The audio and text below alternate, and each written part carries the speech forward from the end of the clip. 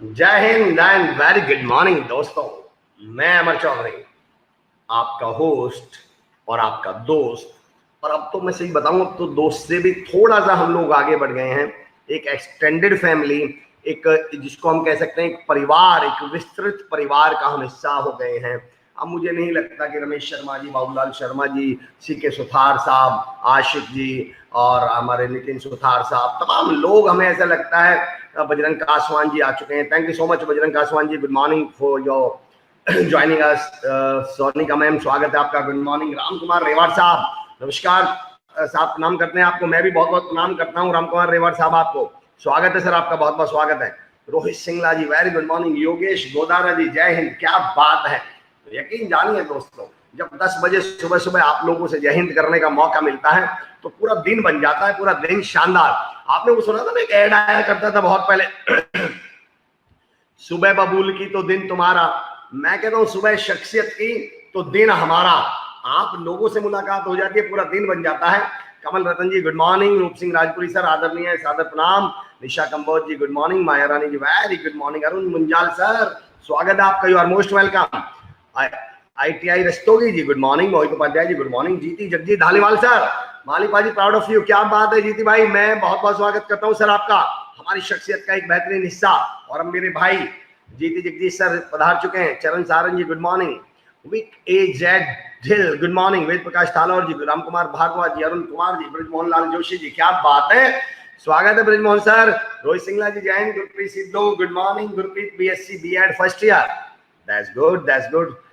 रोहित भाई, मैं बहुत शानदार हूँ। रोहित सर, आप कैसे हैं? उम्मीद कर रहा हूँ आप शानदार होंगे। कमल रतन जी, वंदे मातरम जी, प्रविंदर सिंह संधो, स्वागत है सर। आइए दोस्तों, आज एक ऐसी शख्सियत से आपकी मुलाकात करवाता हूँ। Manish Kumar ji, good morning. पूजा बस मैम, वेरी गुड मॉर्निंग।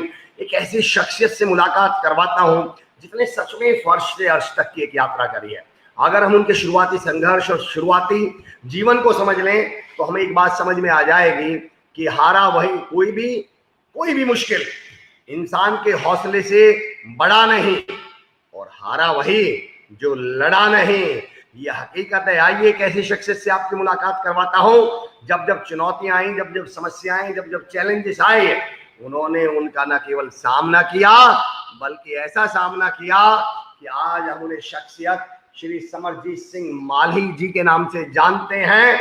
आइए दोस्तों, Maharana Pratap awardee, Asian championship में मेडलिस्ट और इस समय ONGC में सीनियर सिक्योरिटी ऑफिसर के पद पर कार्यरत श्री समरजीत सिंह सर से मैं मुलाकात करवाता हूं आपकी। मैं स्वागत करता हूं श्री समरजीत सिंह सर का, श्री समरजीत सिंह माल्ही जी का। Good morning ji. Bishnoi Rocky ji, good morning, welcome back to India. Rocky भाई, कहाँ थे आप? Rohit Singla ji, I am also fine sir, क्या बात है। आइए दोस्तों, मुलाकात में एक बात समझिए, कई बार ऐसा होता है, राजेश कासवान सर, स्वागत है आपका, बहुत बहुत स्वागत है। कई बार दोस्तों ऐसा होता है, कुमार कोविद सर हमारे साथ जुड़ चुके हैं। राजेश कासवान सर रजिस्ट्रार साहब हैं SKD यूनिवर्सिटी के, बहुत विजनरी शख्सियत, बहुत प्लानिंग करके आगे बढ़ने वाले। कुमार कोविद सर हर स्टूडेंट्स के लिए हमेशा अवेलेबल, हमेशा करियर काउंसलिंग के एक्सपर्ट, एडमिशन सेल्स के हेड, मैं स्वागत करता हूं। मैं दोस्तों ये जानना चाह रहा हूं कि जब हम नाम से मिलते हैं सूर्यकांत शर्मा जी, बिल्कुल, लेकिन अगर हम थोड़ा अपने एक दूसरे के काम से भी मुलाकात हो जाए तो मजा आ जाए। अगर हम एक दूसरे का परिचय काम से भी हो जाए तो शायद हमारी कनेक्टिविटी और मजबूत हो जाए। राम कुमार रेवाड़ साहब लिख रहे हैं, अमर चौधरी साहब आपके बहुल्य विचार सुनते हैं तो दिल चाहते हैं कि बस ये मीठी आवाज मेरे कानों में गूंजते रहे। और सर, ये तो आपका बड़प्पन है राम कुमार सर, बहुत बहुत प्यार, बहुत बहुत शुक्रिया आपका, धन्यवाद। पिंकी कोहली मैम जुड़ चुके हैं नागपुर से, वंदे मातरम। Rameshwar Prajapati ji, good morning ji. Ajay Nagar ji, great champion. Mali ji, nice to see you on SKD platform. Ajay sir, thank you so much for welcoming Samarjeet Singh ji. आज की शख्सियत का स्वागत करने के लिए मैं बहुत बहुत स्वागत, धन्यवाद करता हूँ आपका।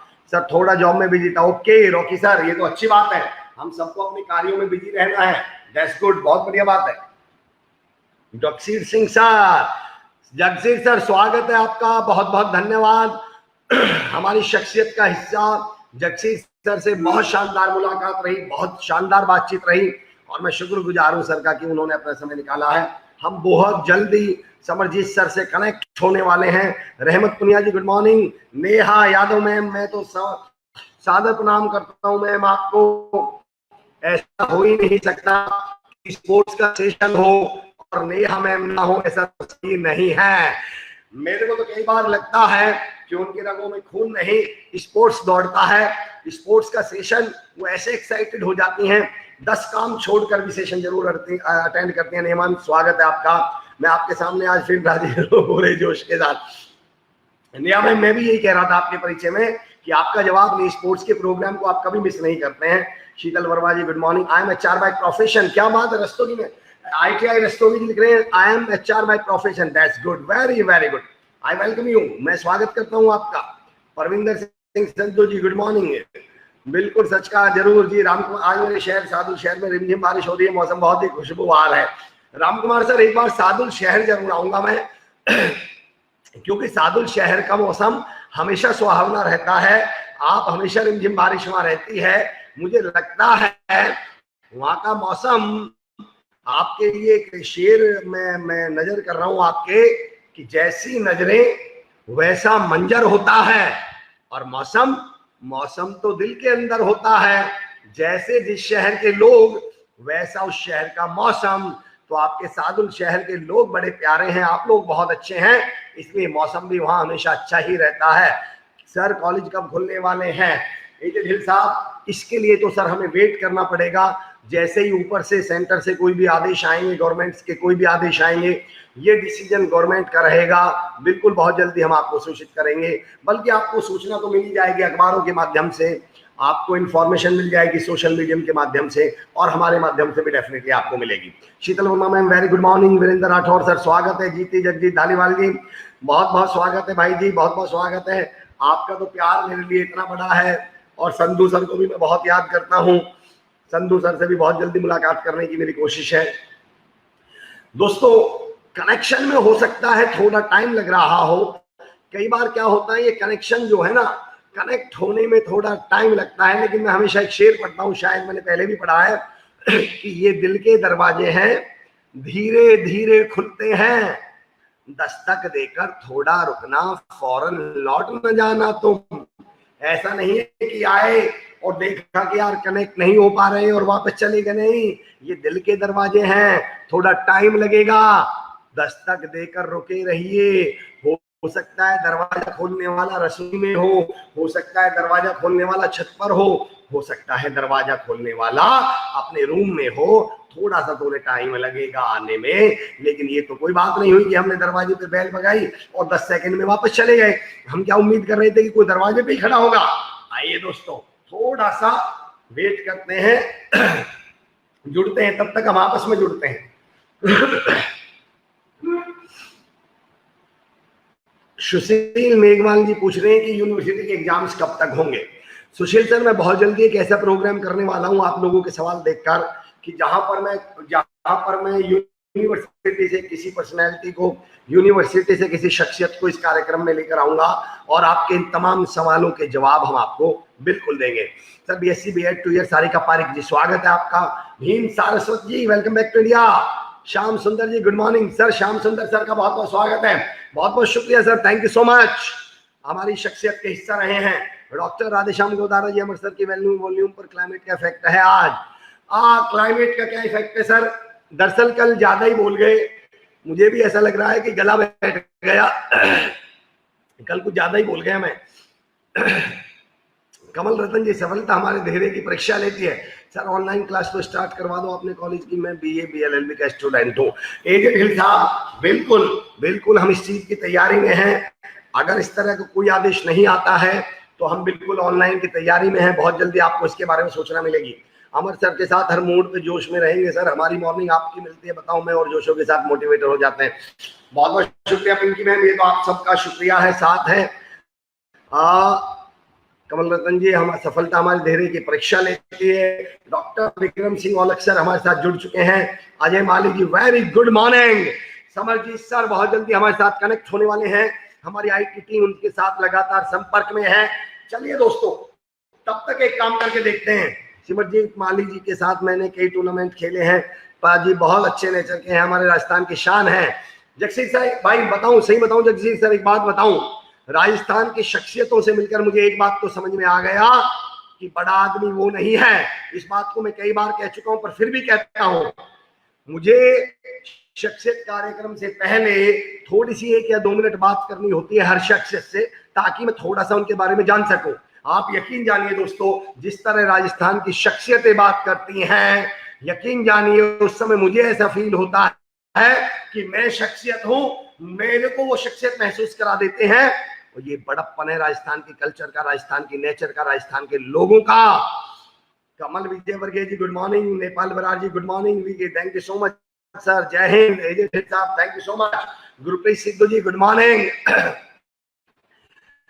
मुझे तहजीब हाफिज साहब का एक शेर पढ़ रहा है, तेरा चौना मेरे जहन में क्या बैठ गया, इतनी आवाजें तुझे दी कि गला बैठ गया। क्या बात है दोस्तों। लेकिन यकीन जानिए, जब सुनने वाले आपके जैसे होना, तो बोलने वाले को कभी इस बात का डर नहीं लगता कि यार मेरा गला बैठा हुआ है, लोग क्या सोचेंगे। मैं जानता हूं मेरे वो लोग हैं, मेरे वो जो साथी हैं, कितना भी गला हो लेकिन उनका जुनून नहीं बैठेगा, उनका हौसला नहीं बैठेगा, उनका सपने नहीं बैठेंगे। अरे हमारे गले बैठ सकते हैं, हमारी सोच बैठने वाली नहीं है, हमारा नजरिया बैठने वाला नहीं है, हमारा हौसला बैठने वाला नहीं है, ये तो खड़े होने वाला है, ये तो चलने वाला है, और सही बताऊं ये तो दौड़ने वाला है। मेरे को बैठने दो दोस्तों, हौसले नहीं बैठने चाहिए, जुनून नहीं बैठना चाहिए। इन मुश्किलों को भी लगना चाहिए कि पाला किससे पड़ा है, इन चुनौतियों को भी लगना चाहिए कि किससे पाला पड़ा है, ताकि ये भी अपने घर जाकर कहें कि मम्मी हम शख्सियत प्रोग्राम में जाते हैं, मुश्किल बन के जाते हैं, चुनौती बन के जाते हैं, पर वहां के सुनने वालों पर तो कोई फर्क नहीं पड़ता हमारी चुनौतियों का, मुश्किलों का। वहां के तो एंकर पे कोई फर्क ही नहीं पड़ता, वहां की शख्सियतों पे तो कोई फर्क ही नहीं पड़ता। देखते हैं दोस्तों, 2 मिनट कोशिश कर रहे हैं, लगातार संपर्क में हैं। आइए, तब तक आप तमाम लोगों से परिचय हो जाए दोस्तों, कमेंट में आप परिचय मिले। आइए, Gurpal Muskan ji good morning, Gurpreet Sidhu ji good morning, Gagandeep Singh Soni ji good morning, Krishan Lal Pandya ji good morning, Varun Yadav sir very good morning sir, thank you so much for joining us. Varun sir ने हमें ज्वाइन कर लिया है। Rishi Arora ji good morning. Rishi sir थोड़ा आपसे तारुफ हो जाए, नाम तो मैं आपका रोज पढ़ता हूँ, कृष्णलाल पांड्या जी स्वागत है सब लोगों का, थोड़ा सा परिचय भी सबसे हो जाए तो मुझे भी बहुत अच्छा लगेगा और हमारी कनेक्टिविटी मजबूत हो जाएगी। जो लोग हमें सुन रहे हैं थोड़ा सा अपने परिचय दें।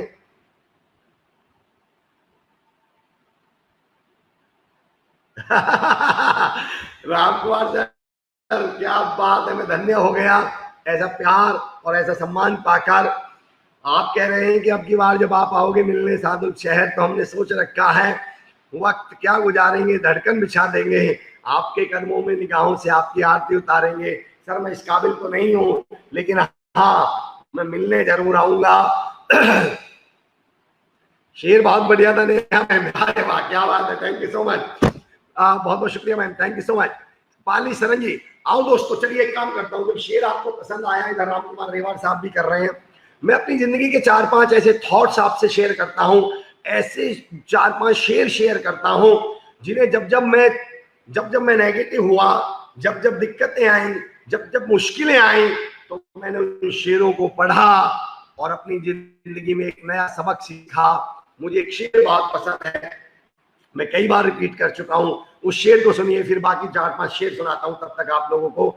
Admissions are open at SKD university 4th session 2020-21। यकीन जानिए दोस्तों, एक यूनिवर्सिटी के हमें यही फायदे होते हैं कि यूनिवर्सिटी प्रोविजनल बेसिस पर भी एडमिशन ले सकती है। लॉकडाउन के सिचुएशन का सामना करिए और यूनिवर्सिटी श्री कुशाल विश्वविद्यालय की इस पहल का लाभ उठाइए। हम जुड़ सकते हैं, हम जुड़ चुके हैं समरजीत सिंह माली सर से। सर बहुत बहुत स्वागत है, बहुत बहुत धन्यवाद, बहुत बहुत शुक्रिया सर, नमस्कार। थोड़ा सा देरी के लिए आप सभी को क्षमा चाहता हूँ, ये नेटवर्क प्रॉब्लम था। और सबसे पहले मेरे उन गुरुजनों का जिन्होंने मुझे यहाँ तक पहुँचाया कि मैं आज आपसे लाइव हो सकूं, और सभी का मैं बहुत बहुत धन्यवाद करता हूं कि आप सभी मेरे साथ जुड़े हैं। तो thank you very much sir, आपने बुलाया। क्या बात है समर सर, आप समझिए सर, आपको देख कैसा लग रहा है? स्पोर्ट्स का फ्यूचर ब्राइट तो है ही है, हैंडसम भी है। Thank you sir, thank you very much sir. क्या बात है समझिए सर, स्पोर्ट्स का मन में कब आया पहली बार? क्या बचपन में आप पढ़ाई की तरफ मतलब मन में ही सोच लिया था कि स्पोर्ट्स में ही जाऊंगा, किसी को देख के इंस्पिरेशन मिली, या माहौल ऐसा रहा घर का? नहीं सर, एक्चुअली मेरे पिताजी श्री नक्षत्र सिंह मल्ली वो स्पोर्ट्स को चाहने वाले थे, लेकिन वो खुद उन्होंने इतना स्पोर्ट नहीं किया। लेकिन मुझे उनके साथ वाले जो मिलते हैं वो बताते हैं कि वो ग्राउंड में आके बैठा करते थे, देखा करते थे। डैडी के पास नॉन मेडिकल की पढ़ाई थी, तो वॉलीबॉल भी खेलते थे वो। पर उनका एक सपना था कि मेरा बेटा आगे आए, जैसे हर माँ बाप का होता है कि कुछ ना कुछ करे। तो वो मुझे चाहते थे कुछ करने के लिए, इसलिए नई मंडी गढ़साना में उनकी पोस्टिंग हुई वन विभाग में। तो वहाँ हरजीत सर थे, तो उन्होंने सबसे पहले मुझे शॉर्ट पुट का मुझे भी रुझान था, तो मैं उनके साथ फिर गेम वहां से मैंने शॉर्ट पुट से अपनी शुरुआत की।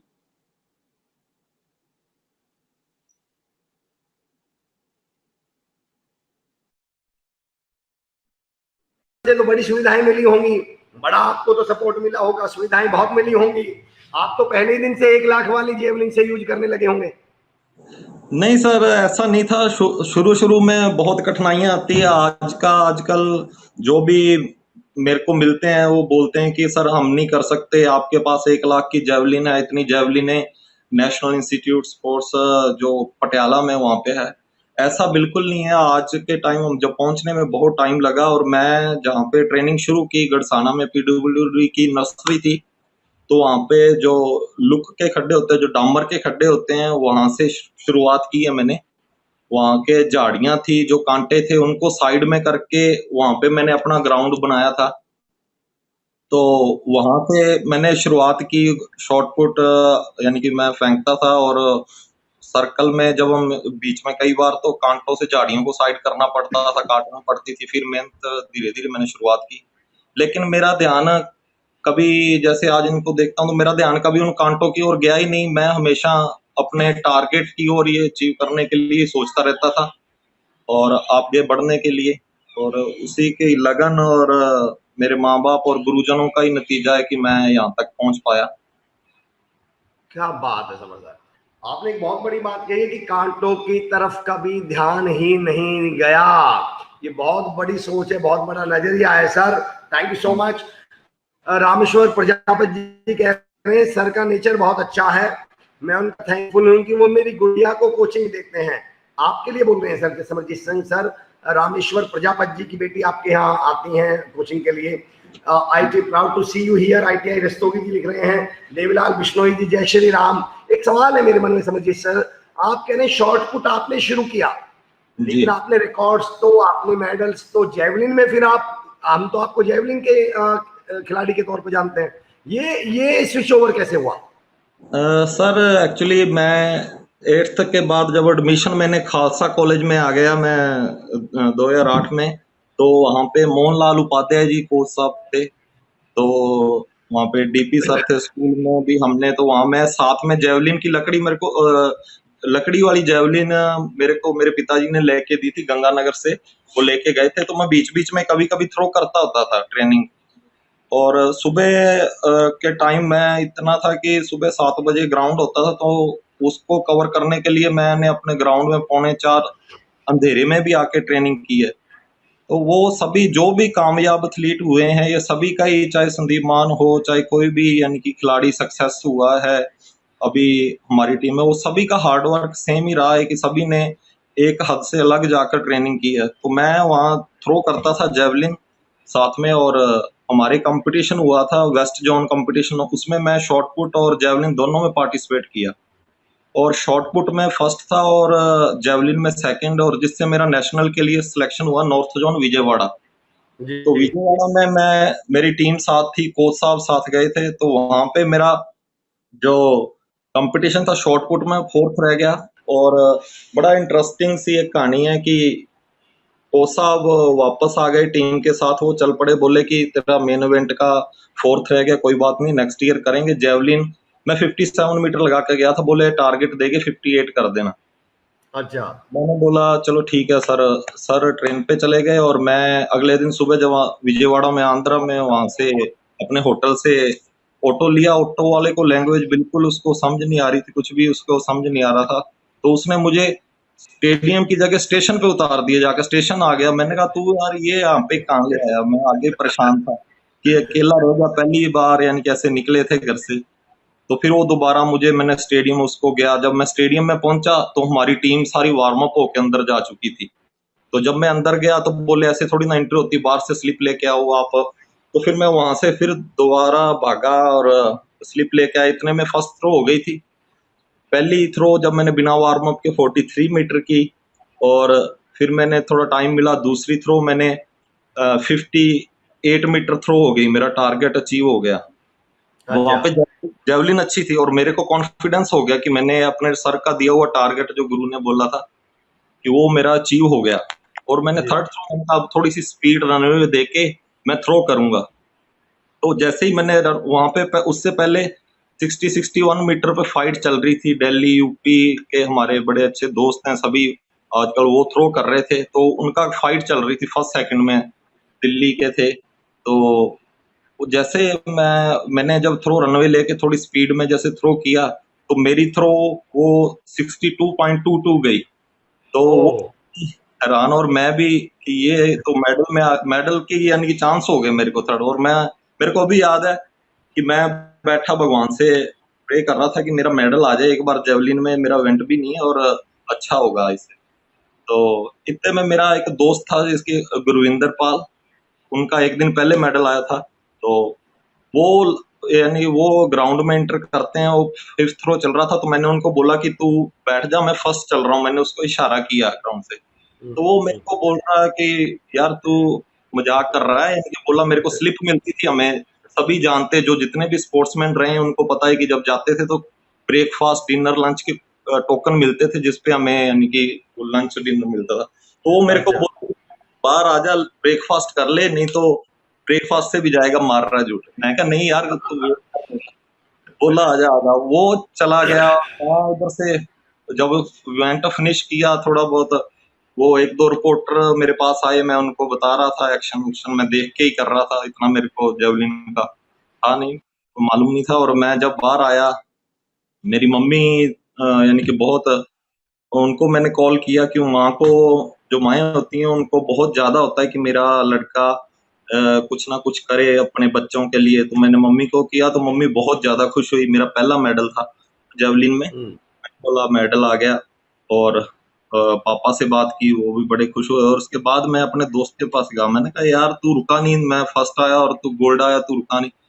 बोला मजाक मत कर, खाना खा ले, नहीं तो ये तेरे को मिलेगा नहीं, फिर यहाँ से तेरे को होटल जाना पड़ेगा। और मैं कहा यार तू विश्वास नहीं कर रहा। वो काफी टाइम बहस होती रही, फिर मैंने स्पाइक्स की कसम खाई, बोला यार कमाल है, ट्रेनिंग तू शॉर्ट पुट की कर रहा था, मेडल तेरा जेवलिन में आ गया। तो क्या बात। जेवलिन शुरुआत हुई, मेरा पहला कैंप वहीं से मिला। और क्या बात है, जबरदस्त।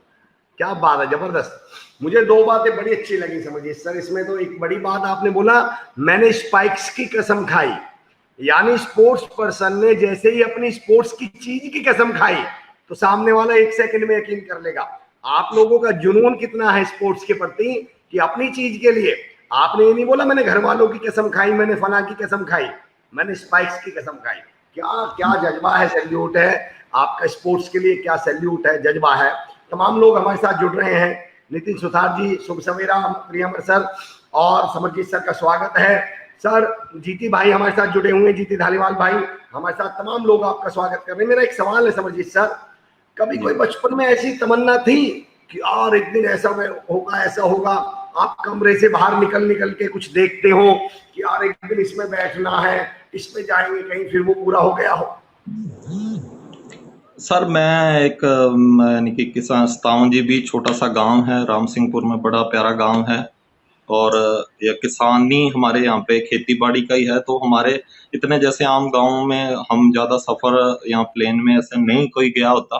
तो ये सभी हमारे लिए एक बड़ा ये था कि मैं भी अपने प्लेन में सफर करूं या कुछ करूं। ऐसे जब मैं यहाँ से सिलेक्शन मेरा हुआ, फर्स्ट टाइम मैं इंटरनेशनल 2005 में मकाऊ के लिए था, तो उस टाइम महीना 2 महीने पहले जब मैं ट्रेनिंग करता था, कैंप में था इंडिया टीम में, तो मेरी छत से जब प्लेन कोई गुजरता था तो मैं बाहर निकल के आ जाता था और मैं काफी टाइम देखता था और अपने मन ही मन, ना मैं किसी को बताता था और खुद सोचता था कि मैंने एक दिन इसमें बैठना और इसमें मैं बैठूंगा। और मेरी भगवान ने सुनी, मेरे माता पिता की मेहनत सफल हुई। और वो 2005 में जब मैंने पहली बार यानी कि सफर किया, 2006 में मकाऊ जूनियर एशिया के लिए सिलेक्शन हुआ मेरा।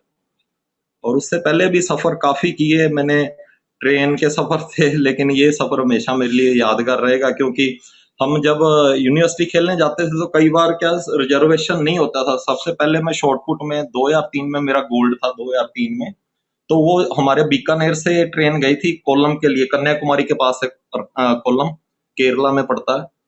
तो हम जर्नल डब्बे में ही हमें बिठा दिया गया और हम वहां से जब जा रहे थे तो रास्ते में भीड़ इतनी ज्यादा हो गई, मेरा दोस्त मेरे साथ था, तो हमने वो एक सीट हमें खिड़की वाली मिली, तो वो मेरा दोस्त बोला कि अपने ऐसे करेंगे कि 20 मिनट मैं तेरी गोदी में बैठूंगा, 20 मिनट तू मेरी गोदी में बैठना। मैंने बोला ठीक है। जब वो मेरी गोदी में बैठा तो बड़ी राजनीति की बातें, हम हंसी मजाक कर रहे और मेरे को ऐसे फील हो रहा, मैं कहा मेरी भी बारी आएगी। जब 15-20 मिनट गुजरे, जब उसकी टर्न आई तो जब मैं उसकी गोदी में बैठा तो 5 मिनट बाद वो कोई बात ना बोले कि मल्ली तू उठ यार। तो ये बड़ी एक प्यारी यादें हमारे साथ जुड़ी हैं। और बाद में रात जब हो गई, जब 1-2 सफर सुबह का हमने शुरू किया, रात के 1-2 बजने वाले थे, तो मेरे को एक गट्टा मिल गया और वो मैट था, यानी कि मैं उसको नीचे बिछा के मैं कहा मैं तो इसी में सो जाऊंगा। तो वो बोला तू इसमें सो जाएगा, तू यहाँ ऐसे वैसे ऐसे नहीं सो सकता तू यार। तो मैं कहा ठीक है, पर लेकिन मैं सो गया, नींद आई। लेकिन 2-3 घंटे बाद फिर मेरे मेरे को ऐसे लगा कोई मेरे को हिला रहा है, तो मेरा वही दोस्त आया, बोला यार उठ, मेरे को यहाँ नीचे लेटना है। तो मैं बोला यार तू बड़ा खिलाड़ी, तू यहाँ कैसे सोएगा। तो ऐसे सफर हमारा बड़ा, हमने सफर किया था, बड़ी मुश्किलों के बाद हमें प्लेन का सफर मिला। और जब मैं फर्स्ट टाइम प्लेन के अंदर जाना था तो मेरा दोस्त भी मेरे साथ था। जब मैं अंदर घुसने लगा तो मैंने अपने भगवान का नाम लेने के लिए वहां पे रुका, और मेरा पीछे दोस्त मूल मंत्र का पाठ कर रहा था मैं। तो मेरा दोस्त मेरे को बोल रहा था यार क्या हुआ, तू रुक क्यों गया। लेकिन मैं उसको बोला नहीं, मैं उसको बस मैं भगवान का थैंक्स कर रहा था कि तूने आज मुझे इतने यानी कि कड़े सफर से निकाल के जर्नल डब्बों से प्लेन पे लाए हो, तो उसके लिए मैंने थैंक्स किया। और मैं पहली बार जहाज में मैंने देखा। क्या बात है समर सर, मैं सलाम करता हूँ, मैं आपकी सोच को सलाम करता हूँ। आप जब हवाई जहाज में गए तब भी आपको वो सफर याद है।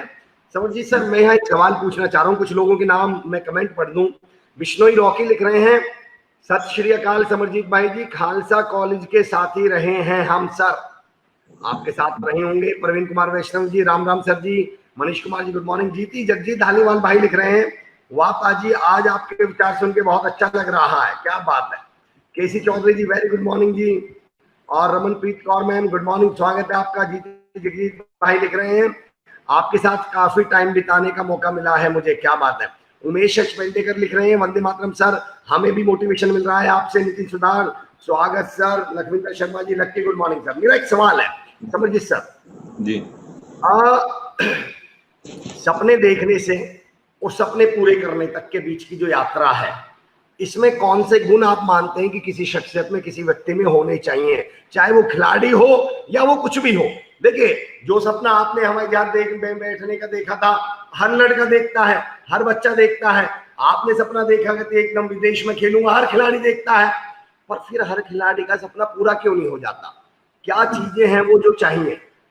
जी जी सर, चाहे सर वो पढ़ाई हो, चाहे वो गेम हो, चाहे बिजनेस हो, कोई भी हो, उसके लिए आपकी जो लगन है उसको कंटिन्यू करना, लगन और जो डेडिकेशन है आपका, वो बहुत जरूरी है।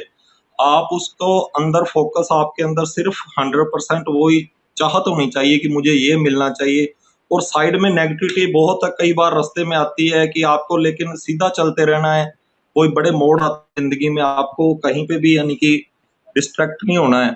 तो यही सबसे बड़ी है कि आप मेहनत करें, जी तोड़ मेहनत करें।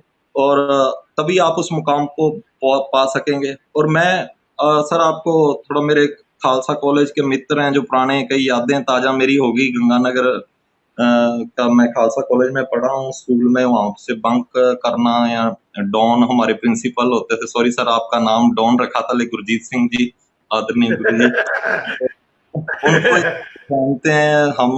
काफी डर था, और वहां से एक दो बार मैंने ज्यादा बंक नहीं किया, लेकिन बंक किया था, तो वो भी यादें जुड़ी हुई हैं। खालसा कॉलेज में हम मैथ्स में क्या था सर, मैं स्टडी जब मैं बीए में हुआ, एक थोड़ी सी आपको स्टडी के इंटरेस्टिंग चीज बताता हूँ कि मैं जब स्कूल से बाद पास आउट होकर कॉलेज में आया, तो सर मैंने हिस्ट्री, ज्योग्राफी और पंजाबी थी मेरे पास। और हिस्ट्री में मेरा क्या था कि मैं सर पूरा साल इधर, कभी चेन्नई टूर्नामेंट, कभी इधर, लास्ट में 2 महीने आता था, और तभी मैं थोड़ा पढ़ लेता था। मेरे स्पोर्ट्स वाले भी दोस्त थे, मित्र थे, और पढ़ाई लिखाई वाले भी, वो भी पूरे, मैं उनके साथ भी मेरी दोस्ती होती। लेकिन मैं थोड़ा सा गैप कर देता था जब मैं पढ़ाई के टाइम होता तो हॉस्टल में आके स्टडी करता था। हॉस्टल लाइफ सभी को बड़ी अच्छी लगती कॉलेज की, सभी हॉस्टल में गए हैं, तो मैं उनके साथ बैठ जाता था। तो वो हमेशा, जो पढ़ाई वाले होते हैं सर, वो ना स्पोर्ट्स वाले थोड़ा सा हिम्मती हो जाते हैं, अरे छोड़ यार कल कर लेंगे। तो भाई इंटेलिजेंट भी होते हैं, लेकिन वो बोलते छोड़ यार अभी तो 12 घंटे पढ़े हैं, अभी तो सारी रात पढ़ी है, कल पढ़ लेंगे, वो ऐसे काम करते हैं। तो मैं थोड़ा दूरी रहता था अपने मित्रों से, कईयों से। और मैं पढ़ाई वालों का सर उल्टा काम होता है, अरे यार ये क्वेश्चन भी आ जाएगा, ये भी इम्पोर्टेंट है, ये भी इम्पोर्टेंट है। और उस मैं क्या, सुबह उठ के 3-4 बजे, ज्यादातर हॉस्टल में ही रहता था, महीना 2 महीना, घर से उठ के मैं वहां चला जाता था, मैं बैठा रहता था, मैं उनके पॉइंट ही देखता रहता था। अरे सिंधु सभ्यता में क्या आएगा, सिंधु सभ्यता में ये है, सिंधु सभ्यता में, तो वो क्या है, वो बड़ा, उससे एक आप याद करते हो, उससे याद इजी हो जाता है, ये क्वेश्चन पढ़ ले, ये इंपॉर्टेंट है। मुझे बड़ा प्यार मिला वहां पे सभी मित्रों से। और मैथ्स वाले भी मुझे बहुत प्यार करते थे, यानी कि उनका खाना याद आता है। सभी को अपनी कॉलेज लाइफ नहीं भूलती। तो हुआ क्या कि मेरे को अभी +2 में जो था, जो हम याद करते थे वो आता नहीं था, और जो पेपर में आता होता वो हमें नहीं आता होता, ये प्रॉब्लम होती है। और कॉलेज में क्या हुआ, मैंने क्वेश्चन हिस्ट्री का बहुत अच्छे से याद कर रखे थे पॉइंट, और वो ही क्वेश्चन आ गया, पहला क्वेश्चन ही वो, और वो मुझे अभी याद है, पूरी एक कॉपी में 25-26 पन्ने का मैंने एक क्वेश्चन ही कर दिया, और लास्ट में 20-25 मिले। तो बाद में मुझे एक्सपीरियंस नहीं होता कि ये, फिर मैंने वो किया। और बड़ी एक बात है कि मैं हिस्ट्री में पास था, उसमें से मैंने बीए 52% से क्लियर की है। और उस फर्स्ट ईयर में ज्यादातर मोस्टली 22 बच्चे थोड़ा फेल हो गए थे, मेरे दोस्त भी, कई मेरे साथ वाले भी। हम मैस में बैठे, मेरे एक दोस्त को मैं दिलासा दे रहा था, चाय पी रहा था, मैं पास था, सारा साल मैं बाहर रहा और मैं उसमें क्लियर कर ली, और मेरा दोस्त बैठा, मैं उसको दिलासा दे रहा था। मैं क्या दो, यानी कि तुम इतनी टेंशन मत लो यार, कोई बात नहीं, ये होगा। कहता मुझे दुख इस बात का नहीं है कि मैं फेल हो गया। बोला साले तू पास कैसे हो गया? मैंने उसको बोला, मैं कहा पढ़ाई स्टडी करते हैं दोस्त, ऐसे नहीं होता, स्टडी करो तभी कुछ बनता है। तो हम बड़ी ये यादें खालसा कॉलेज की, सारा दिन वहां पे खेलना, ग्राउंड जाना, लाइब्रेरी, और ये सभी यादें आती हैं। कॉलेज, जैसे आपके कॉलेज के स्टूडेंट है आज भी आपको कितना प्यार करते हैं, यसमान सर थे, हमारे मोहनलाल कोल साहब, और बड़ा अच्छे तरीके से हमने कॉलेज किया, बड़ा मजा आया। और आज यादें आपने ताजा करवा दी, बड़ा अच्छा लग रहा है। मेरे दोस्त कल भी कहीं के फोन आए यार हमारे, बोलना, मुझे अच्छा लगा कि आपने मुझे इनवाइट किया। अच्छा, हमें बहुत अच्छा लगा सर, आप जितने सुलझे हुए शख्सियत हैं, आप जितनी बड़ी शख्सियत हैं, उतने डाउन टू अर्थ भी हैं। तमाम लोग आपसे जुड़ रहे हैं। कुलवंत सिंह खालसा जी सत श्री अकाल, तेजविंदर संधू जी लिख रहे हैं नाइस पाजी, फिरोज बोलना sarpanch good morning. Naresh Singh Nayal sir हैं सर हमारे, नायल सर जो हैं स्पोर्ट्स टीचर हैं NIVH देहरादून में, असिस्टेंट कोच हैं इंडियन ब्लाइंड फुटबॉल टीम के। वो लिख रहे हैं Samarjeet Singh sir good morning and welcome, आपका बहुत बहुत स्वागत है। अमर चौधरी सर और SKD क्या गजब है आप लोग, ये तो आपका प्यार है sir. Sir Neha Yadav ma'am, जिनको मैं बोल भी रहा था कि स्पोर्ट्स उनके, मतलब आप ये समझो ब्लड नहीं बहता उनके अंदर, स्पोर्ट्स बहता है। वो आपसे एक बात कह रही हैं कि सर पेरेंट्स को क्या मैसेज देना चाहते हैं आप, क्योंकि जब बच्चा स्पोर्ट्स की तरफ मूव करता है ना, तो वो हर बच्चा समरजीत सर की तरह तो होता नहीं कि पापा जी सपोर्ट कर दें।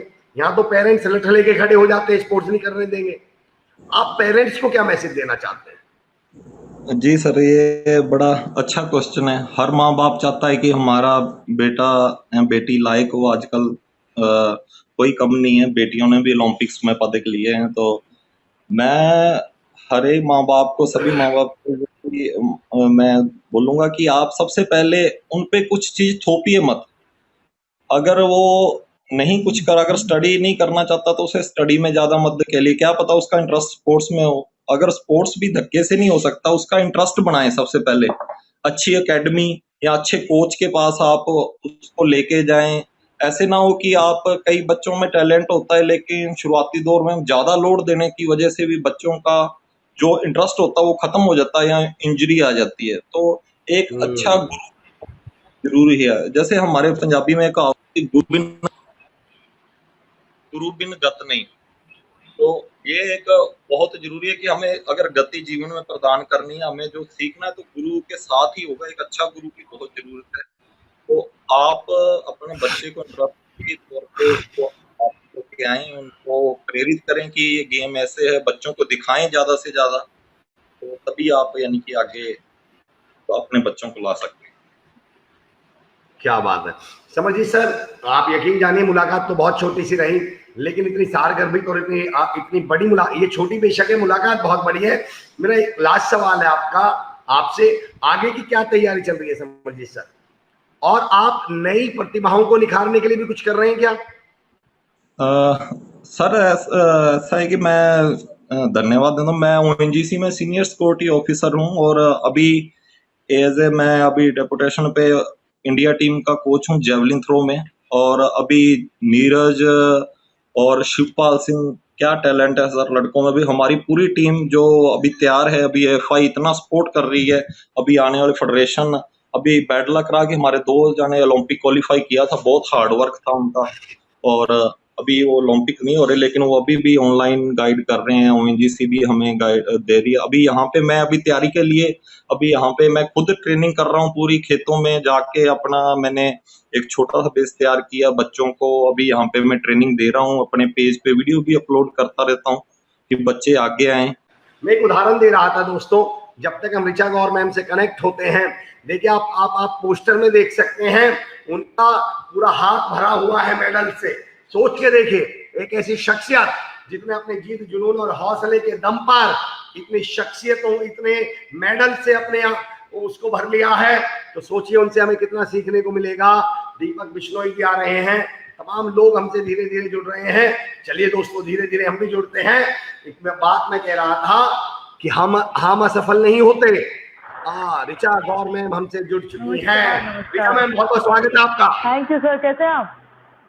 मैं बहुत शानदार हूँ। पर ऋचा मैम, आपने बताया नहीं कि आपकी ये ट्रॉफी बनाने की कंपनी भी है, फैक्ट्री भी है, आप ये ट्रॉफियां बनाते हैं क्या? हाँ, ये 7 साल से मैं बना रही हूँ और खून पसीने से और सबके प्यार से। और ये ट्रॉफियाँ जो है अच्छा, जीती है। ये खून पसीने वाली ट्रॉफियां हैं जी। दोस्तों। अगर आप बैकग्राउंड देख लें तो ऐसा लगता है कि जैसे मैम ने फैक्ट्री खोल रखी हो। मैम, ऋचा मैम, जरा ये हाँ बताइए, जी, इस फैक्ट्री की शुरुआत कहाँ से हुई?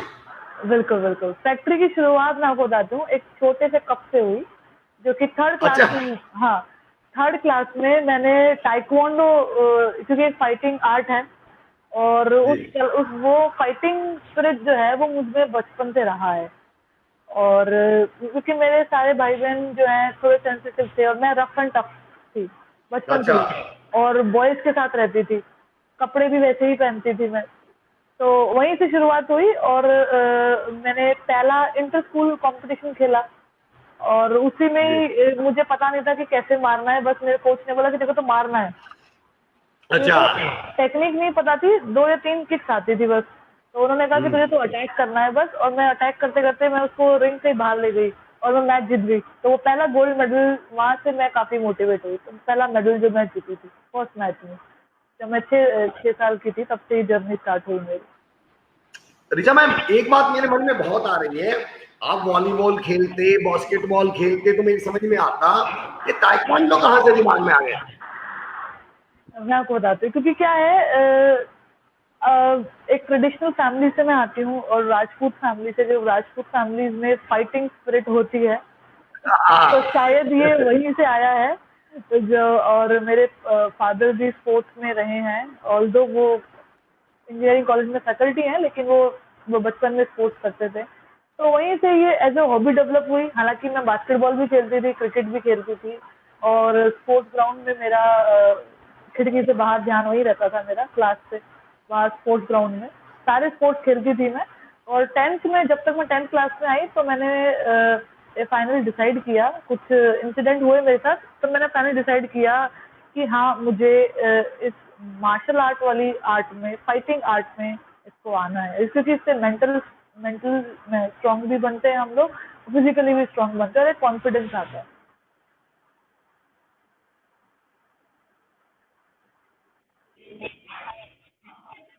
हाँ आपने जी। बस इतना सोच लिया कि मैं ऐसी फाइट कर लूं जहां रिकॉर्ड टूटे बजाय रिपोर्ट टूटने के, कि एफआईआर हो गई, थाने में चले गए, ऐसा चले गए, तो इससे अच्छा तो रिकॉर्ड तोड़ने वाली फाइट कर लूं। बिल्कुल। अच्छा, मैं मेरा पर्सनल क्वेश्चन है, मतलब मेरी जानकारी के लिए, मैंने मार्शल आर्ट भी सुना है, जूडो कराटे भी, ताइक्वांडो भी, पर मैं इनमें अंतर नहीं समझ पाता हूँ। क्या डिफरेंस है, क्या अंतर है इनमें? अच्छा, मैं आपको बताती हूँ। टोटल 200 टाइप्स की फाइटिंग स्टाइल है, 200 टाइप की जी अलग अलग फाइटिंग स्टाइल है। कुश्ती है, जूडो है, कुंग फू है, और वुशु है, बॉक्सिंग है। तो अलग अलग आर्ट के कुछ अलग अलग पहलू हैं। जैसे ताइक्वांडो में किक्स का ज्यादा यूज है, आप हाथ से फेस पे पंच नहीं कर सकते, आपको लेग मूवमेंट ही करना है, ओनली किकिंग करनी है, किकिंग से स्कोर लेना है, फेस पे हिट करना है।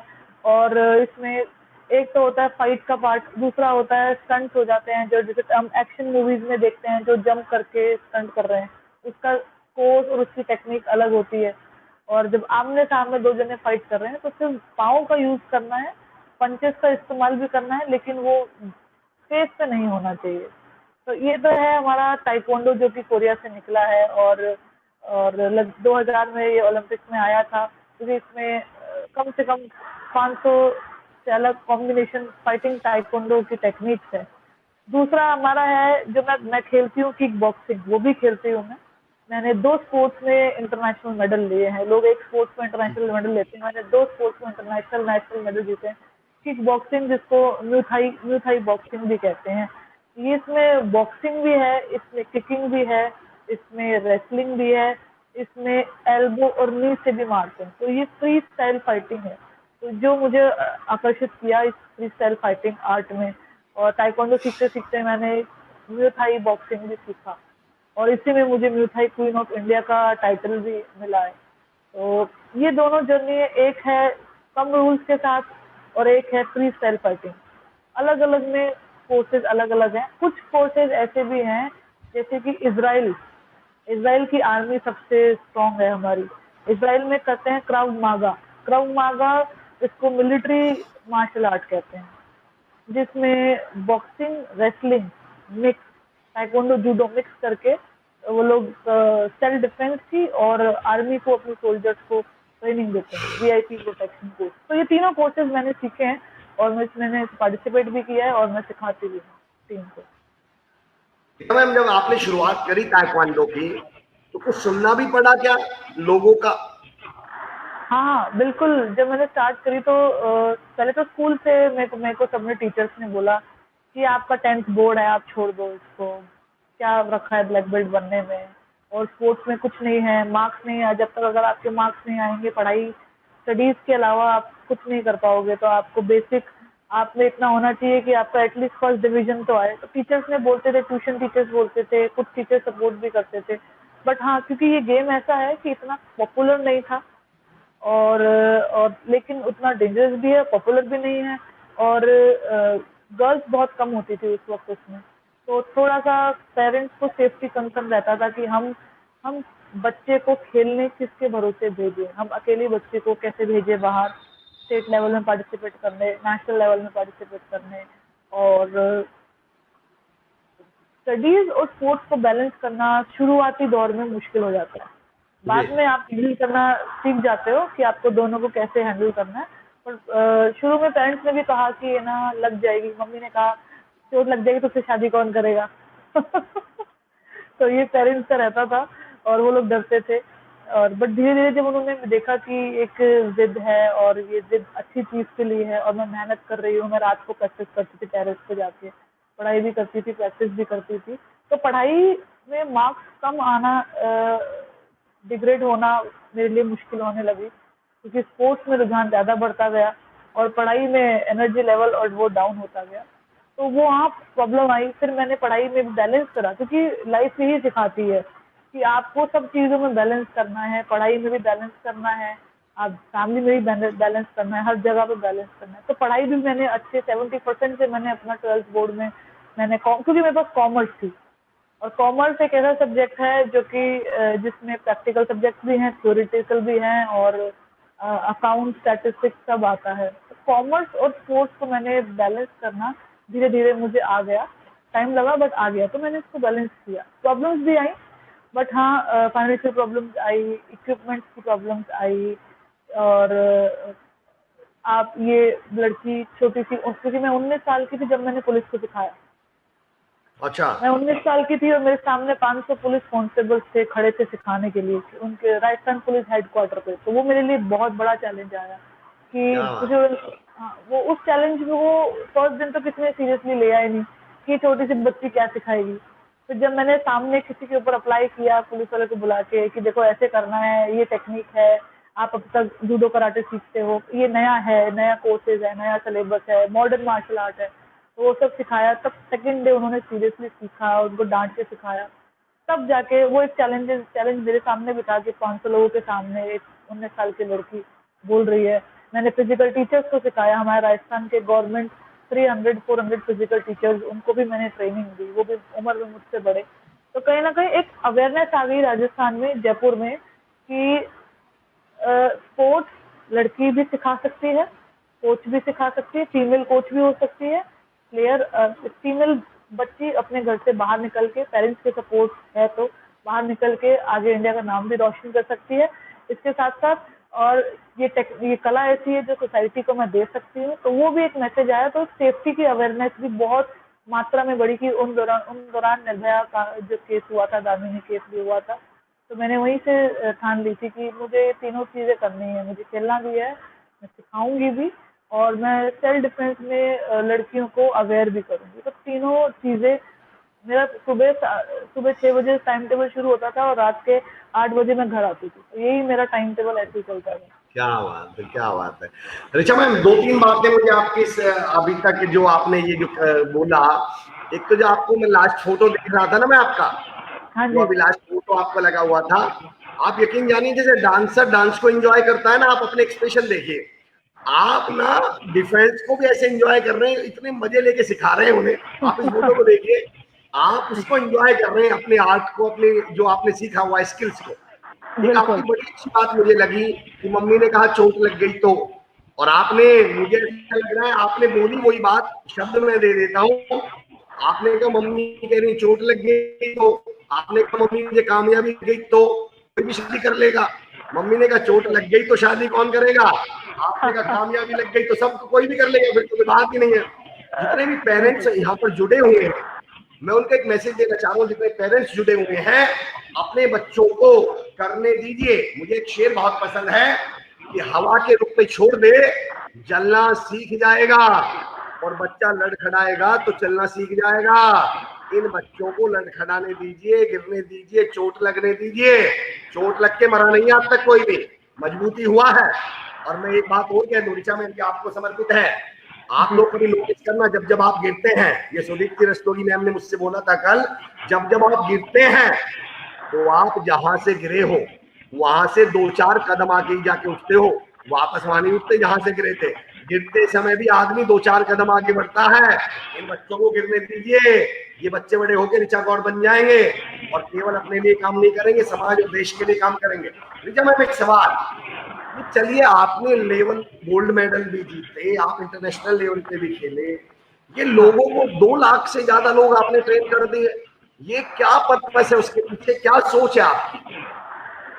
मैं आपको बताती हूँ कि जब मैंने देखा कि स्पोर्ट्स में बहुत सारी अच्छाइयाँ हैं, बहुत सारी चीज़ें हैं, मैंने देखा कि लड़कियों को बहुत प्रॉब्लम आ रही है कि मेरे जूनियर्स खेल के एक डिस्ट्रिक्ट लेवल पे खेल के वहीं रुक जाते हैं। तो कहीं ना कहीं फीमेल कोच की कमी जो है ना, वो मैंने तो महसूस करी कि फीमेल ट्रेनर होना चाहिए, फीमेल कोच होना चाहिए, नहीं तो एक पूरा टीम होना चाहिए। तो मैंने देखा कि कुछ ना कुछ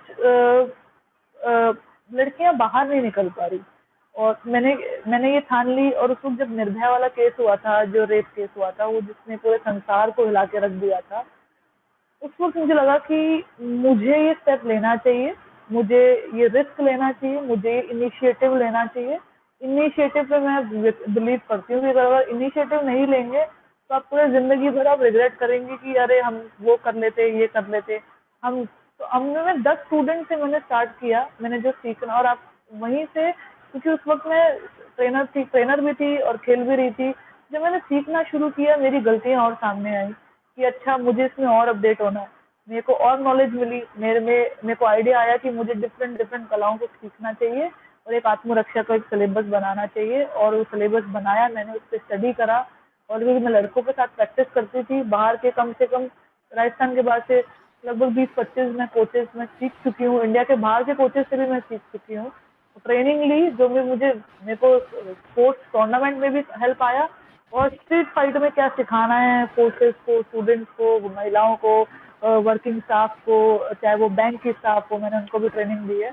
तो कहीं ना कहीं लड़कियों को वुमेन एम्पावरमेंट का जो जरिया भी है, मुझे लगा कि जब मैं छोटी थी तो मुझे भी प्रॉब्लम होती थी, बाहर से लोग ऐसे घूर के देखते थे, कोई एक लड़की जाती है, टीज करते हैं, कमेंट करते हैं। तो मेरे अंदर एक एग्रेशन था, जो कि मैंने उसको स्पोर्ट्स में डाला, जो कि जिससे मेरा पेशेंस बढ़ा। दूसरा एक एग्रेशन था कि कोई आपको गलत नजर से देख कैसे सकता है, तो उसको मैंने सोचा कि मुझे आगे आना चाहिए सेफ्टी टेक्निक्स को सिखाने के लिए। 10 बच्चों से शुरुआत की थी, और लगभग बैंक स्टाफ और फोर्सेस हुई हो, स्कूल चिल्ड्रन हो, एनजीओज हो, कितने सारे फाउंडेशन हैं जिनको हम लोग ट्रेनिंग दे चुके हैं। और लगभग 2 लाख ग्रुप में हम लोग ट्रेनिंग दे चुके हैं। और अपने आर्ट से मैंने, जैसे आपने बताया, अपने आर्ट से लगाव करना। अगर आप सोचोगे कि आपके साथ कुछ गलत बदतमीजी हो रही है, तो आप सिखा भी ढंग से पाओगे। आपको लगेगा आजकल कोचेस क्या है, आजकल कोचेस भी सीरियसली नहीं लेते सिखाते वक्त, वो सोचते हैं कि हमको क्या मिल जाएगा, हम क्यों सिखाएं। तो अगर स्पोर्ट्स भी सिखाते हैं, तो अगर आप ये खुद सोचो कि आपका बच्चा खेल रहा है, और ये सोच के आप सिखाओ, या आप खुद खेल रहे हो, ये सोच के आप ट्रेनिंग दो, या आप खुद रिप्रेजेंट कर रहे हो, ये सोच के आप सोचो, तो कहीं ना कहीं पॉजिटिविटी आती है, और आप अपना 100% देते हो हर चीज में। क्या बात है। और ऋचा मैम, राम कुमार रेवाड़ साहब लिख रहे हैं, आप बहुत अच्छा लग रहा है, एक महान शख्सियत के साथ इतने पुरस्कार प्राप्त करना, ये बहुत ही गौरव की बात है, good luck. Babulal Sharma sir कह रहे हैं गुड मॉर्निंग, स्वागत है मैम। आशिक दैया जी कह रहे हैं बहुत बढ़िया मैम। और बुद्धि Dalip ji very good morning. Munish Kaushik ji जय हिंद sir. Ravi Prem Gautam ji hello everyone, this is Ravinder Kumar, assistant professor of physical education, government college Battu Kalan, Fatehabad, Haryana. क्या बात है, क्या बात है, स्वागत है आपका रवि प्रेम गौतम जी। एडोरेबल मुबीन दजीद जी बोल रहे हैं, संदीप मान सर जुड़े हुए हैं मैम, मैं आपको बता दूं, हनुमानगढ़ राजस्थान, हिंदुस्तान की शान। संदीप मान सर आपको गुड मॉर्निंग बोल रहे हैं। Great journey Ravi Prem Gautam ji, Lovely Brar ji, राम राम जी, Madan Kumar ji, very nice. Neha Yadav ma'am, अगर मैं जिनके बारे में कई चुका हूँ, वो स्पोर्ट्स को लेके इतनी क्रेजी हैं, इतना हमारे एसकेडी परिवार के मेन मेंबर हैं, वो आपके लिए लिख रहे हैं, मेरे पास शब्द नहीं है कि मैं कैसे ऋचा गौर मैम की तारीफ करूं। Deepti Singh ji great effort of SKD and Richa ma'am. UV Saraswat good morning. मैं नाम इसलिए ले रहा हूँ ताकि तमाम आपको सुनने वाले, जसवीर सिंह जाखड़ जी ग्रेट एफर्ट, राम कुमार रेवाड़ जी, बहुत ही कठिन परिस्थितियों से गुजरना पड़ता है लड़कियों को घर से बाहर निकलने पर, लेकिन दिल में जज्बा हो तो कोई भी कार्य कठिन नहीं, आपने सिद्ध कर दिया, सैल्यूट करते हैं आपको। Thank you. आशिक भैया जी कह रहे हैं, उन्होंने मुझे फ्रेंड रिक्वेस्ट भेजी है, आशिक भाई मेरे 5000 कंप्लीट हैं, मैं आज ही चेक करता हूं, मैं किसी को जरूर डिलीट करके मैं आपको एक्सेप्ट करूंगा। हर लड़की जब पड़ेगी सब पर भारी, जब ऋचा जी को अपना आदर्श मानेगी। क्या बात है, बहुत खूब मजा आ गया Richa Gaur ji, I am proud of you. Neha Yadav ma'am कह रही है आइए मैम, बहुत ही अच्छा लगता है और जानकारी भी, और ऋचा मैम बहुत अच्छा लग रहा है। ऋचा मैम मेरा अगला सवाल, क्या उम्मीद करती हैं आप लड़कियों से, आजकल की लड़कियों से आप चाहती क्या हैं, आपके इरादे क्या हैं? हाँ जी, देखिए मेरा बीच में स्पोर्ट्स में गैप आ गया था 2 साल, और मैं इस 2020 में, जो कि लॉकडाउन के टाइम में, ये टाइम इतना अच्छा है कि हम लोग अपने सपनों को, अधूरे सपनों को पूरा करें। तो यही विजन है कि जो हमारा ड्रीम है, जिस भी फील्ड में हमको जाना है, तो मेरा जो ड्रीम है, मुझे जहाँ अचीव करना है, मैं उसकी तैयारी कर रही हूँ। और इसके साथ साथ मैं एक नया चेंज भी लेकर आई हूँ। एज ए प्लेयर मैं अपनी ट्रेनिंग कर रही हूँ, प्रैक्टिस कर रही हूँ, और इसके साथ साथ न्यूट्रिशन का, डाइट का, क्योंकि पहले जो टाइम था वो कुछ और था। उस टाइम पे हम लोग कुछ भी हम खाते थे तो हमारे शरीर को इतना लगता नहीं था, और एनर्जी हमेशा भरपूर थी। पर ये जितना भी चेंज आया, स्ट्रेस लेवल बढ़ चुका है, तो न्यूट्रिशन और डाइट में भी मैं चेंजेस कर रही हूँ। और मैं चाहती हूँ कि सब लोग, चाहे आप स्पोर्ट्स फील्ड से हो या नहीं हो, पर अपनी डाइट में, अपने न्यूट्रिशन में, अपने लाइफ में वर्कआउट करना है, ये एक लाइफ का पार्ट बना ले। जैसे मोबाइल आपकी जिंदगी का हिस्सा है, सबकी जिंदगी का हिस्सा है, वैसे एक हेल्दी और हेल्दी लाइफस्टाइल भी आपको अपनी जिंदगी का हिस्सा बना ले। जिस तरीके से हम सुबह उठ के भगवान को हाथ जोड़ते हैं, और इसी तरीके से एक हेल्दी लाइफस्टाइल भी लाना चाहती हूँ। मैं चाहती हूँ कि सब पेरेंट्स में, क्योंकि मैं अपनी एकेडमी चलाती हूँ, और एकेडमी में काफ़ी पेरेंट्स जुड़े हुए हैं हमारे साथ यहाँ पे जयपुर से, और अलग अलग, जैसे आज सुबह मैंने एमजीडी गर्ल्स स्कूल, जो महारानी गायत्री देवी गर्ल्स स्कूल है जयपुर में, उनके बच्चों को एक लाइव सेशन दिया, वर्कशॉप दिया मैंने। तो इस तरीके से एक चेंजेस लाना चाह रही हूँ कि चेंजेस आए यूथ में, स्टूडेंट्स में, और एक ये नई परिभाषा भी आए कि बाहर के देश के लोग जब ऑनलाइन सीख रहे हैं, तो हम लोग, जब तक हमारा ये साल नहीं गुजर जाता, हम अपने आप को अपडेट करें और ऑनलाइन सीखते रहें। कुछ ना कुछ लर्निंग बंद नहीं होनी चाहिए। तो ये भी एक चेंजेस मैं ला रही हूँ एज अ कोच भी, और ताकि साथ के साथ जो हमारी सहेलियां हैं, दोस्त और भाई बहन हैं, ये लोग भी अपग्रेड होते रहें। ऐसा नहीं है कि स्पोर्ट्स बंद हो गया इस टाइम पे तो हम बैठ जाए।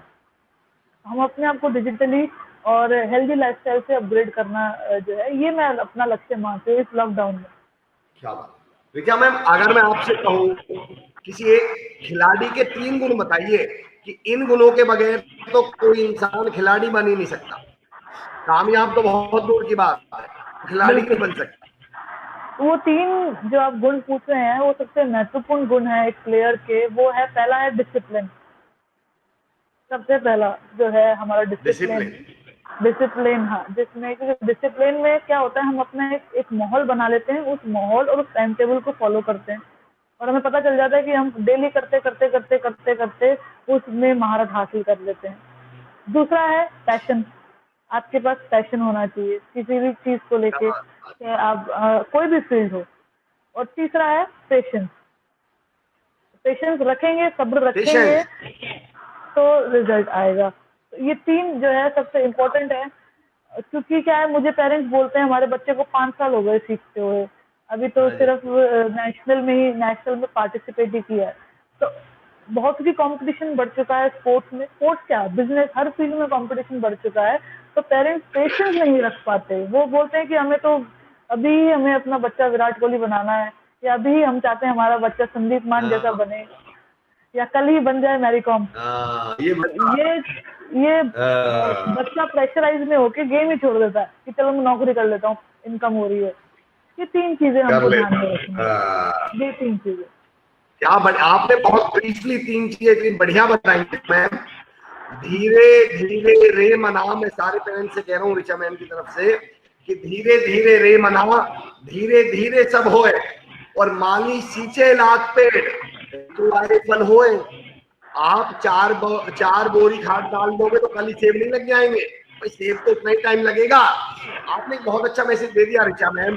कामयाबी जो है ना, वो बाल बढ़ाने की तरह है, बाल कटाने की तरह नहीं है। भाई बाल कटाना तो 15 मिनट का डिसीजन है, बाल बढ़ने में तो 3 महीने ही लगेंगे, चाहे वो अंबानी के बाल हो या अमर के बाल हो। तो ये बात आपने कही, बहुत बड़ी बात, थैंक यू सो मच। तमाम लोग आपसे जुड़ रहे हैं मैम, 5 साल कह रहे हैं, रिचा जी को सैल्यूट। क्या बात है, संदीप सर की तरफ से ऐसा सुनने को मिल रहा है। नेहा यादव मैम कह रहे हैं क्या बात है, बहुत खूब मजा आ गया रिचा कौर जी से, I am proud of you. Prabhunath भक्सारा जी कह रहे हैं राम राम जी, बहुत ही अच्छा लगता है, बहुत ही शुक्रिया। आशिक जी, सरिता माटी Chauhan salute you ma'am, proud of you. Ramveer Tanwar ji हमारे छोटे भाई जुड़ चुके हैं, रामवीर भाई बहुत बहुत स्वागत है आपका। रिचा मैम लास्ट सवाल है, आज का लास्ट सवाल, और ये लास्ट सवाल ये है कि आप अपने मन से सवाल सोचकर अपने मन से जवाब दे दीजिए कि आप क्या मैसेज देना चाहते हैं, आप क्या मैसेज देना चाहते हैं, क्या सुझाव देना चाहते हैं, क्या कहना चाहते हैं। ओके, मेरे को 10 से 12 साल हो चुके हैं इस जर्नी में। बहुत सी दिक्कतें आई, और जब मुझे टॉप 100 वुमेन बताना चाहूंगी, जब मुझे प्रेसिडेंट अवार्ड मिला, टॉप 100 वुमेन ऑफ इंडिया के टाइटल से नवाजा गया, तब मुझे लगा 2016 में, तब मुझे लगा कि मेरी 12 साल की मेहनत रंग लाई है। 12 साल कठिन परिश्रम, जिसमें आप स्पोर्ट्स भी खेलते हैं, पॉलिटिक्स भी होती है, आप सिखाते भी हैं, फंड्स की कमी भी होती है, फिर आप फंड्स जनरेट करना भी सीख जाते हैं। तो ये एक स्पोर्ट्स सिखाता है। काफी लोगों को पता नहीं कि स्पोर्ट्स में इतने सारे करियर हैं, sports physiotherapist, sports teacher, sports coach, और अब तो sports mental training, nutrition, sports nutritionist, बहुत सारी जो है करियर स्पोर्ट्स जो है जुड़ चुके हैं। एमबीए है स्पोर्ट्स मैनेजमेंट में, जो देखा है, जो आईपीएल की जो लीग है, कितने लीग हो रहे हैं, उसमें जो जिन्होंने स्पोर्ट्स में एमबीए किया है, वो लोग अपना इस पे अच्छे जॉब पे, अच्छे पे स्केल पे जो है बॉम्बे में, दिल्ली में, जयपुर में भी काम कर रहे हैं। तो स्पोर्ट्स में बहुत सारा करियर है, और यही नहीं, आप अपना तो खुद स्टार्ट कर ही सकते हैं, पर साथ के साथ आप किसी सोसाइटी से, एनजीओ से जुड़ के, एनजीओ में स्पोर्ट्स स्टार्ट हो चुका है।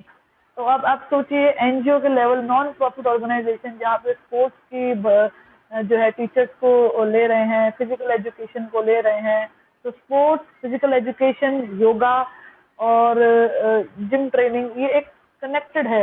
इसमें बहुत सारे स्कोप हैं, तो कोई भी चाहे तो स्टार्ट कर सकता है। इसकी पढ़ाई है, और इंडिया से बाहर भी इसके मास्टर्स में पढ़ाई होती है, पीएचडी होती है।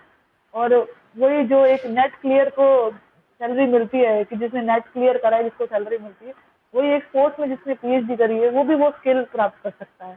तो बहुत सारे, अगर आप मान लो आपका बच्चा नेशनल में खेल के रह गया, पर उसकी मेहनत को खराब मत जाने दे, आप उसी फील्ड के आसपास कुछ क्रिएटिविटी ढूंढो, वहीं से अपना जो है अपने मकाम हासिल करे, छोड़े नहीं। पर अगर आप नेशनल भी खेल के रह गए हैं, वो 5 साल की मेहनत को छोड़े नहीं, उसी में से एम्प्लॉयमेंट जो है आप जनरेट करें। आप देखिए, नेट पे बहुत सारे कोर्सेज अवेलेबल हैं, और आप ध्यान रखिए, आपकी मेहनत जरूरी नहीं है आपको मेडल के रूप में मिले, गवर्नमेंट जॉब के रूप में मिले।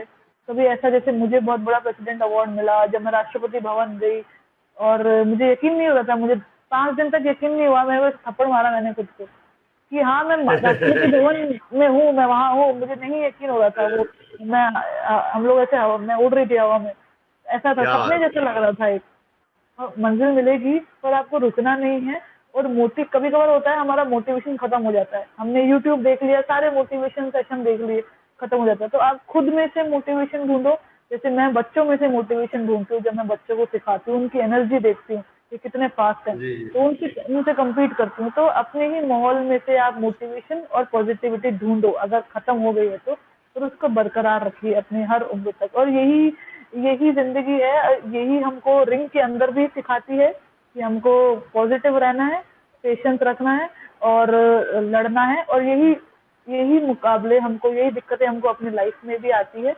हम किसी भी स्टेज से गुजरे तो हमें उसी तरीके से डट के सामना करना है, लेकिन आगे बढ़ते रहना है। तो तय है, अगर कोई आपकी बात को गौर से सुन ले, आपकी बात को कोई गौर से सुन ले, तो वो स्पोर्ट्स में और कामयाबी में रिच हो जाए, और सब उससे बोलेंगे आ, तो फिर वो बनेगा रिच आ गौर। तो फिर वो रिचा गौर कोई भी बन सकता है। तो बिल्कुल आपकी बात को, अगर तमाम लोग सुन रहे हैं आपकी बात को, बहुत अजयपाल सिंह जादव सर का मैं कमेंट पढ़ना चाह रहा हूँ। 2-3 दिन बाद sir, welcome back to India. पहले तो अजयपाल सर, सुरक्षा, निपुणता और आर्थिक निर्भरता की छवि में स्वयं को पूर्ण प्रतिष्ठित करने के वास्ते अभी भारतीय स्त्रियों को हजारों कदम आगे बढ़ना बाकी है। क्या बात है अजयपाल सर, और उनका एक कदम हमें बढ़ना पड़ेगा। मैं डॉक्टर कुंवर देसाई साहब का एक शेर इसी के साथ आज का सेशन खत्म कर रहा हूँ। अजयपाल सर, उनका एक कदम हमें बनना पड़ेगा, सारी धरा भी साथ दे तो और बात है। अगर हम अपने घर की स्त्रियों के लिए हम सपोर्ट में खड़े हो जाएं। हालांकि मैं एक बात कहूँ, मेरा हमेशा ये मानना रहा है, मैं जब ट्रेनिंग लेता हूँ तो मैं लड़कियों से पूछता हूँ, भाई आप में से कौन कौन चाहता है कि तुम भी लड़कों जैसी बन जाओ, लड़कों के बराबर हो जाओ। तो लड़कियां हाथ उठाती हैं। तो मैं कहता हूँ मैं पहली बार सुन रहा हूँ कि अमिताभ बच्चन कह रहा है उसे तुषार कपूर के बराबर बनना है। अरे मैंने कहा तुम लड़कों जैसे के बराबर बनने जा रही हो, तुम्हारे बस जैसे लड़के बनने चाहिए। हाँ लड़कों में तो वो गुण ही नहीं है जो लड़कियों में है। मैं एक उदाहरण देता हूँ, मैं एक ही लाइन में बात खत्म कर दूंगा।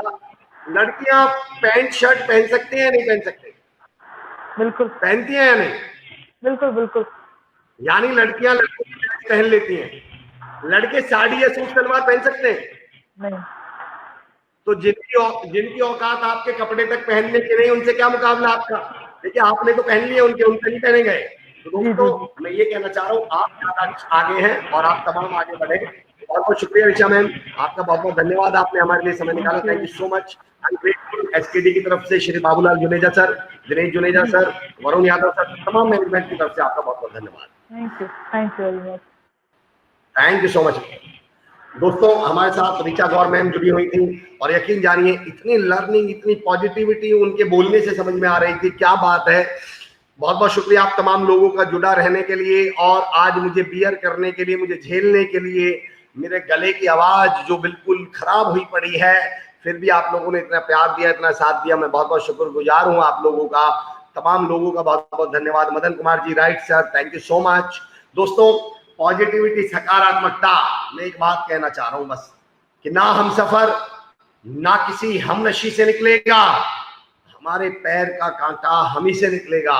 जो मैसेजेस हमें इस शख्सियत प्रोग्राम में मिलते हैं, उन चीजों को अब लाइफ में अप्लाई हमें करना है, लाइफ में उतारना हमें है, तब तो ये कार्यक्रम हम सफल मानेंगे। अगर 4 लोग, 2 लोग, 10 लोग, 20 लोगों ने भी अपनी जिंदगी में बदलाव ले आया तो हम सोचेंगे हमारा ये शख्सियत कार्यक्रम कामयाब हुआ। बहुत बहुत शुक्रिया, बहुत बहुत धन्यवाद, थैंक यू सो मच। मुलाकात होगी कल एक बड़ी शख्सियत के साथ 10 बजे। Thank you so much.